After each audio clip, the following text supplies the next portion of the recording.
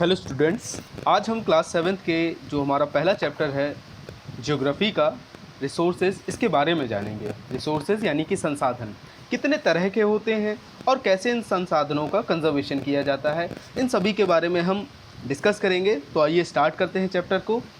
Through early humans lived amidst nature, यानी जो शुरुआती इंसान था वो प्रकृति यानी पर्यावरण के बीच में रहता था। यानी इंसान जो है, शुरुआती जो इंसान है, जो इनको होमो सेपियंस कहा जाता है, वो जंगलों में रहा करते थे, गुफाओं में रहा करते थे। They were unaware of the utility of gifts of nature such as rock, soil, mineral, natural vegetation and animals. और उस समय का जो इंसान है, प्रकृति के जो तोहफे हैं जैसे कि चट्टान, मिट्टी, मिनरल्स, नेचुरल वेजिटेशन और या जिन्हें हम पेड़ पौधे कहते हैं या जानवर कहते हैं, इन सभी से परिचित नहीं था। तो उसका नुकसान ये हुआ कि उसको बहुत लंबा समय लगा इन सब चीज़ों से इंटरेक्ट करने के साथ और नई नई चीज़ों को सीखने में, डेवलप करने में। एज टाइम पास्ट, यानी जब समय बीता, they learn the techniques to transform these gift of nature to items they could use to make their life for more comfortable. अब इंसान जो है, इंसानों ने क्या किया, प्रकृति के मिले इन तोहफ़ों को वस्तुओं में तब्दील किया और फिर उन वस्तुओं से अपने लिए जीवन को आसान बनाया। जैसे कि अगर मैं उदाहरण के लिए बात करूं तो पहले भी मेटल्स हुआ करती थी, पहले भी धातुएं पाई जाती थी प्रकृति में, लेकिन इंसानों के पास उस वक्त उनके बारे में जानकारी नहीं थी, टेक्निक्स नहीं थी, जिसके कारण उनका इस्तेमाल नहीं किया जा सका।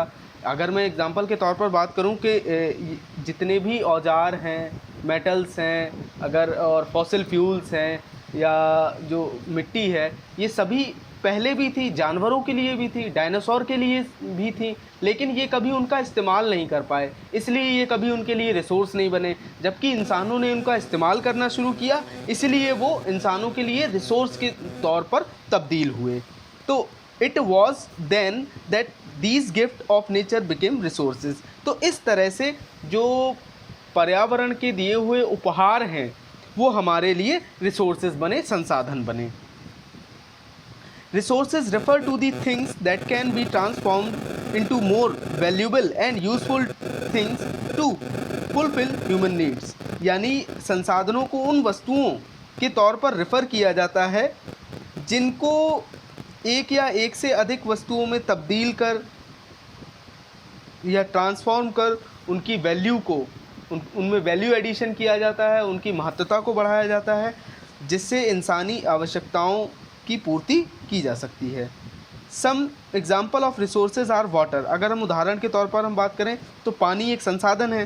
That we drink, fruits that we eat, rocks that we use to build houses and clay that we use to make pots. यानी संसाधनों के तौर पर अगर हम बात करें तो पानी हमारे लिए संसाधन है जिसे हम पीते हैं, फ्रूट्स जिन्हें हम खाते हैं, रॉक्स जिनका इस्तेमाल हम मकानों को बनाने के लिए करते हैं, साथ ही मिट्टी जिसका इस्तेमाल हम घड़े बनाने के लिए भी करते हैं। तो टाइप्स ऑफ रिसोर्सेज, कितने तरह के रिसोर्सेज पाए जाते हैं। तो as there are innumerable resources, संसाधन असंख्य हैं। They are divided into 3 broad categories for better understanding. इनको समझने के लिए, बेटर अंडरस्टैंड करने के लिए हमें इनकी 3 कैटेगरीज दी गई हैं। These categories are natural resources. ये जो कैटेगरीज हैं वो नेचुरल रिसोर्सेज हैं, ह्यूमन रिसोर्सेज हैं और ह्यूमन मेड रिसोर्सेज हैं।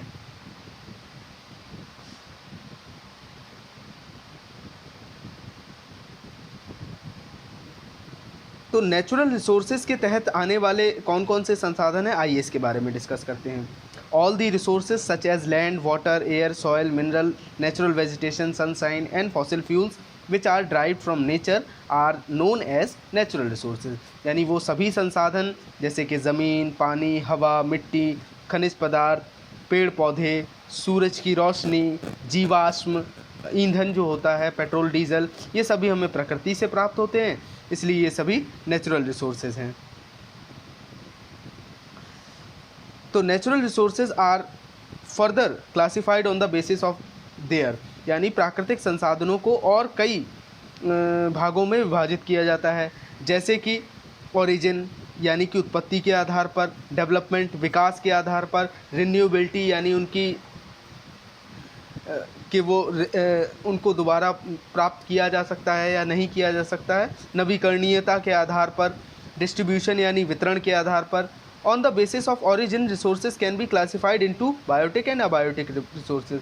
ऑरिजिन यानी उत्पत्ति के आधार पर हम रिसोर्सेज को दो और भागों में विभाजित कर सकते हैं, जैसे कि बायोटिक रिसोर्स। अब आइए जानते हैं बायोटिक रिसोर्स क्या होते हैं। Biotic resources are obtain from living things. Biotic resources जो है वो लिविंग थिंग्स से प्राप्त होते हैं हमें, जैसे कि जीव, पेड़ पौधे, microorganism. Some example of biotic resources are wood, crops, medicine, leather and milk. कुछ और एग्जांपल अगर हम बात करें बायोटिक रिसोर्सेज की, तो जैसे लकड़ी है, फसल है, और मेडिसिन्स हैं, लेदर है, मिल्क है, ये भी बायोटिक रिसोर्सेज के एग्जांपल हैं। Under favourable condition most of the living things from which the biotic resources are obtained they have capacity to reproduce। यानी अधिकांशतः जितने भी लिविंग थिंग्स होते हैं वो अपने फेवरेबल कंडीशन में उनके अंदर कैपेसिटी पाई जाती है कि वो रिप्रोड्यूस कर सकें, यानी अपने जैसों को पुनः उत्पादित कर सकें। फिर अगर हम बात करें ऑरिजिन, नेचुरल रिसोर्सेज में जो क्लासिफिकेशन होता है ऑरिजिन का, उसमें दो तरह के रिसोर्सेज थे, बायोटिक और अबायोटिक। बायोटिक हमने जान लिया, लिविंग थिंग्स वाले। अबायोटिक की बात करें हम, तो abiotic resources are obtain from non living things such as water, air, land. Abiotic resources के अंतर्गत वो रिसोर्सेज आते हैं जिनके अंदर जान नहीं होती, जैसे कि पानी, हवा, ज़मीन। Some example of abiotic resources are rocks and minerals. यानी कुछ और एग्जाम्पल हैं अबायोटिक रिसोर्सेज के, जैसे कि चट्टानें, खनिज। Some abiotic resources such as wind and water energy are renewable and like minerals are non-renewable। जबकि abiotic resources के कुछ एग्जाम्पल जैसे कि wind और water energy यानी हवा और जो पानी की एनर्जी है ये रिन्यूएबल है, यानी इसे हम पुनः प्राप्त कर सकते हैं, बार बार प्राप्त करते रहते हैं। लेकिन जो मिनरल्स हैं एक निश्चित समय अवधि के बाद ये हमारी पृथ्वी पर सीमित मात्रा में और एक निश्चित समय अवधि के बाद ये समाप्त हो जाएंगे, इसीलिए इनको नॉन रिन्यूएबल की कैटेगरीज में रखा गया है। अब बात करेंगे on the basis of renewability यानी नवीकरणीयता के आधार पर।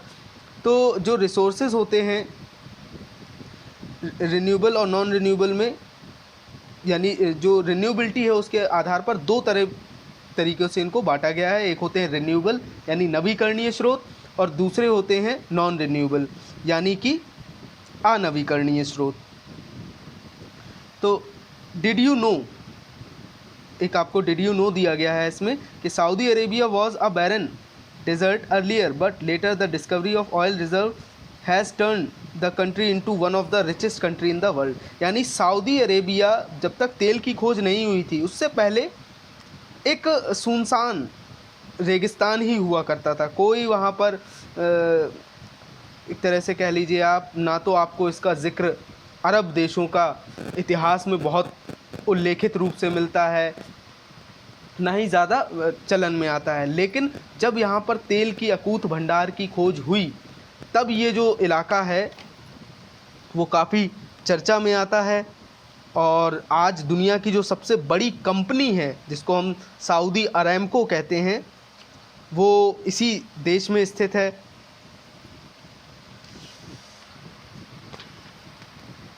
चलिए बाकी का जो सेक्शन है वो हम नेक्स्ट वीडियो में देखते हैं।